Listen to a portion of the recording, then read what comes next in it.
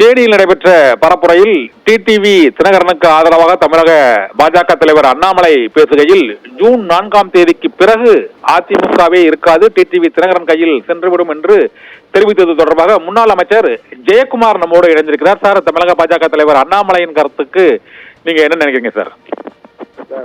வணக்கம். அதாவது ஒரு காவல்துறையில இருந்துட்டு இப்ப திடீர்னு முளைச்ச ஒரு அரசியல்வாதி, சுருக்க சொல்லணும்னா ஃபாஸ்ட் ஃபுட், அதாவது இன்ஸ்டன்ட் ஃபுட் மாதிரி அண்ணாமலை. அதாவது ஒரு சீசன், அவ்வளவுதான். அவர் சீசன் வந்து ஜூன் 4 முடிஞ்சிடும். முடிஞ்ச பிறகு அவர் வந்து கிளி ஜோசியம் பார்க்குற வேலைக்கு போகலாம். அது கிளி ஜோசியம் பார்த்தா கண்டிப்பா அதுல ஏதாவது வருமானம் கிடைக்கும். அதான் என்னோட கருத்தை சொல்றேன்.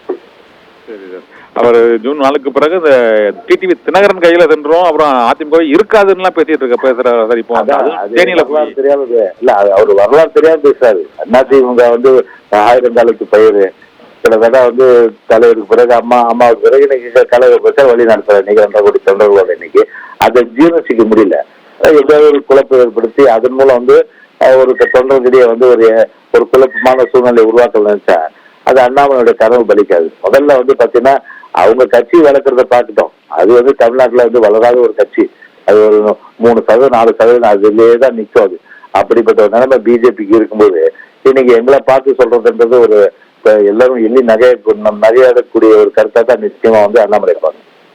சரி சார், ஆனா வந்து அவங்க ஏற்கனவே அங்க சிவசேனா மற்றும் அங்க தேசியவாத காங்கிரஸ் போன்ற கட்சிகளை உடைக்கிறதுல இந்த மத்திய பாஜக வந்து கவனமா இருந்திருக்கிறாங்க சார். இதே போல செயல்பாடுகள்ல தொடர்ந்து ஈடுபட்டு வராங்க.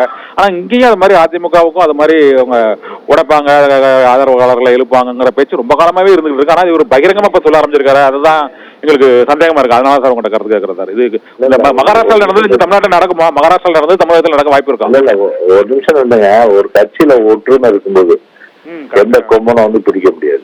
ஒற்றுமை எனக்கு இருக்கிறோம் எல்லாருமே, அதுதான் முக்கியம். அங்க நீங்க சொல்ற மாதிரி அந்த மற்ற மாநிலங்கள வந்துன்னா அங்க வந்து அந்த வேறுபாடு இருந்தது. அங்க அவங்க விளையாடினாங்க. இங்க எங்ககிட்ட விளையாட முடியாது.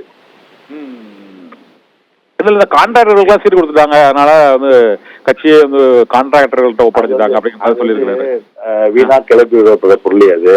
மக்கள் தீர்மானிக்க வேண்டிய விஷயம். மக்கள் தான் இறுதி எஜமானம் இல்லை. இறுதியும் கவலை பண்ணாது.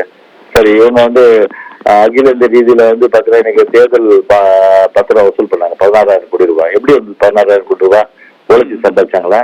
எல்லாம் வந்து இருபது வருமானம். இன்னைக்கு உச்ச நீதிமன்றம் வந்து அது வெளிப்படையா வந்து கொண்டு வந்தது அந்த விஷயங்களை.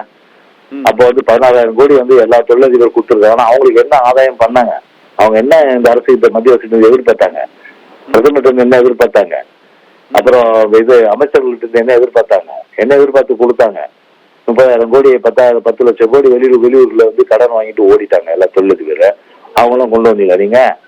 இப்படி எல்லாம் வந்து பாத்தீங்கன்னா எல்லாம் தொழிலதிபர்களுக்காக ஒரு ஆட்சி நடந்துட்டு இருக்க நிலையில எங்களை பார்த்து அது சொல்றதுன்றது ஒரு வேடிக்கையா தான் இருக்காது. சரி, கடைசியா ஒரே ஒரு கேள்வி சார். இப்போ ராமநாதபுரம் மற்றும் தேனி தொகுதியை பொறுத்தவரை இந்த தொகுதிகளில் வந்து அதிமுகவுக்கான அந்த வெற்றி வாய்ப்புங்கிறது எப்படி இருக்கு சார்? இப்போ ஏற்கனவே வந்து பாத்தீங்கன்னா நிலையா வந்து ஒரு தொகுதியில வந்து நிக்கிறதுக்கு வக்கு இல்ல திரு டிடிவிக்கு. ஆர்கே நகர்ல வந்து சட்டமன்ற தேர்தல் இடைத்தேர்தல் டோக்கன் கொடுத்து ஏமாத்தி ஜெயிச்சு மக்கள் இன்னும் தேடிட்டு இருக்காங்க. அவர் ஒரு நாள் கூட வரல, நன்றி சொல்றது கூட வரல. சரி, 2021 சட்டமன்ற தேர்தல் வருது. அதே ஆர்கே நகர் நின்று இருக்கலாம்ல, ஏன் நிக்கல?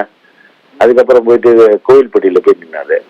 இப்ப பாத்தீங்கன்னா இப்ப வந்து வேற தொகுதியில இன்னைக்கு வந்து பார்லிமெண்ட் மெம்பரு.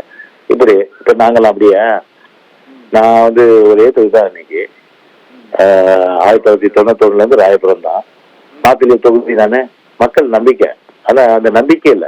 மக்கள் நம்பிக்கை இல்ல, தொண்டர்கள் செல்வாக்கு கிடையாது, மக்கள் ஆதரவு இல்லாதவர் எப்படி? அது மூலம் வந்து கொம்பு தேனுக்கு ஆசைப்படுறதுக்காக தான் நல்ல ஒரு கிளி ஜோசியக்காரா வந்து திரு அண்ணாமலை சொல்லியிருக்காரு. ஓகே, நன்றி சார்.